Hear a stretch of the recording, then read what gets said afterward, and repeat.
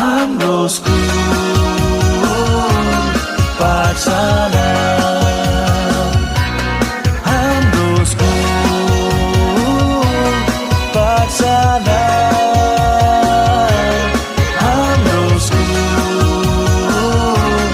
पाठशाला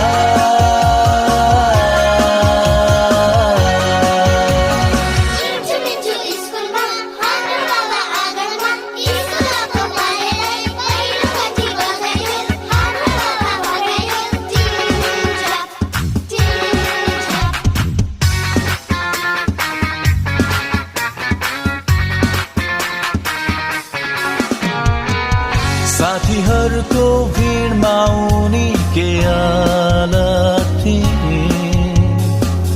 पढी लेखी जीवनमा के गर्नु छ भन्थे